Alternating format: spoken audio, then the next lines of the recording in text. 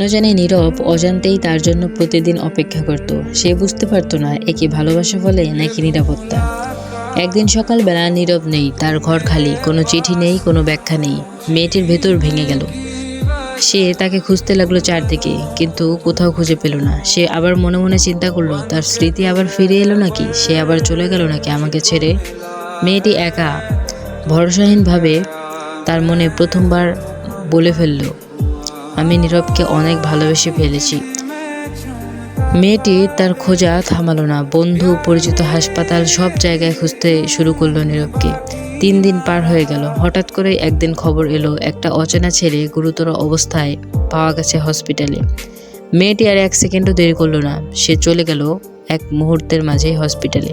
গিয়ে দেখে স্ট্রেচারে শুয়ে আছে একটি ছেলে, রক্তাক্ত অবস্থায়, যার অবস্থা খুবই গুরুতর। ছেলেটা আর কেউ নয়, সেটা হচ্ছে নীরব। অপারেশনের পর ডাক্তার বলল, নীরব হালকা শারীরিক অসুস্থ, তার স্মৃতি পিছিয়ে গেছে। এবার মেয়েটিকে পর্যন্ত চিনতে পারছে না। মেয়েটি ভেঙে পড়লেও তাকে ছাড়লো না। প্রতিদিন খাবার খাইয়েছে, ওষুধ খাইয়েছে, রাত্র জেগেছে। একদিন নীরব তাকিয়ে বলল, আপনি আমাকে এত সাহায্য কেন করছেন? আপনি কে?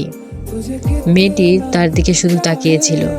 তারপর চোখ নামিয়ে বলল, কারণ আপনি আমার পরিবারের একজন, এই জন্য আপনাকে এত সাহায্য করছি আমি। ধীরে ধীরে নীরবের চোখের দিকে যেন জলজল করে সব স্মৃতি ভেসে উঠতে লাগলো।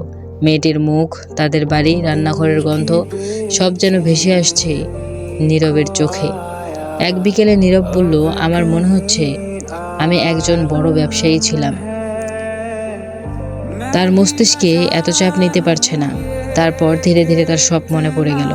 সে এই শহরের একজন বড় নামকরা ব্যবসায়ী ছিল। তার চাচারা তার সম্পত্তি জোর করে দখল করে নিয়েছে। যখনই এই কথাগুলো তার মনে ঘুরপাক খাচ্ছে, তখনই মেয়েটি গিয়ে বলল, নীরব, কি করছো তুমি?